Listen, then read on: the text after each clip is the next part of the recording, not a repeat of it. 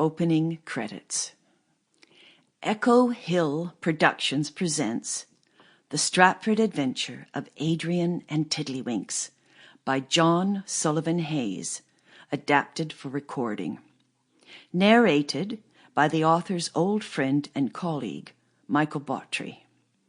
The Stratford Festival Fanfare is composed by Louis Applebaum and recorded by the musicians of the festival who are members of the Toronto Musicians Local 149 AFM. The book is copyrighted 1993 by John Sullivan Hayes. The recording is copyrighted 2018 by Allison Hayes. Recorded at Quiet Earth Studios by Brent Jones. A reading of the author's biography by his daughter, Allison Hayes, follows this program.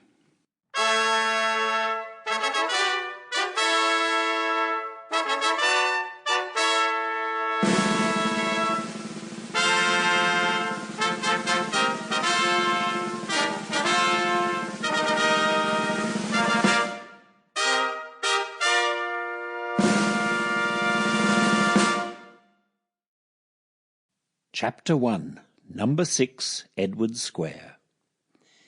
In the spring of 1965, the Fitzroy family was living in Edward Square in Kensington, London, England. The old Georgian house overlooked an ornamental garden surrounded by a high wrought-iron fence. The family included Mr. and Mrs. Fitzroy, their son Adrian, and Mrs. Fitzroy's mother, affectionately known as Granny.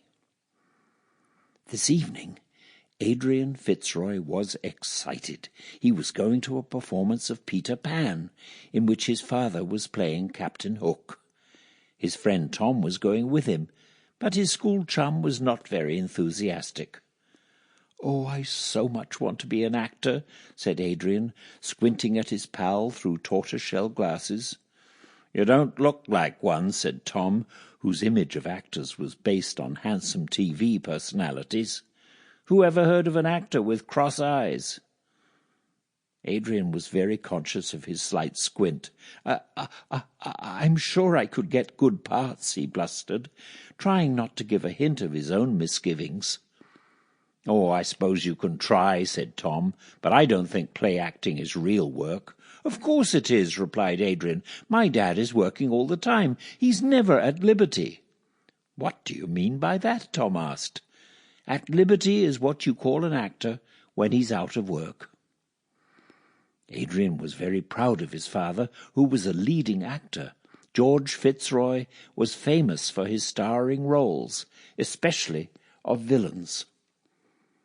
A motor horn honked in the street, and the boys ran to a window. It was already getting dark. A London taxi, its headlights on, had stopped before the Fitzroys' front door. "Taxi's here," called Adrian's mother, following the boys as they ran out and clambered into the cab. "Take them directly to the new theatre in St. Martin's Lane," she instructed the cabby. "Here is the fare, and you can keep the change." "Oh, thank you, Mum," he replied, touching his tweed cap with his forefinger. He turned and winked at his passengers and drove away. Down High Street, past Kensington Gardens, towards London's West End. All the store windows were now lighted up, and they were soon in Piccadilly, where many flashing signs changed the busy circus into a fantasy world. The taxi stopped in St. Martin's Lane, and the driver opened a glass partition behind him. "Here we are, me lads. Out you go." They were in front of the new theatre, and the boys joined a large crowd that had gathered under the theatre marquee. "Look," Adrian said, pointing to a poster on the wall beside the entrance. The boys stopped and gazed at a large picture of Captain Hook beaming down at them. He had one arm raised, displaying a wickedly sharp iron hook. Even Tom seemed impressed.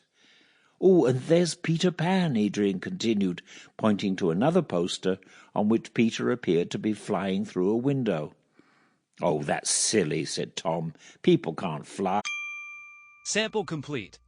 Ready to continue?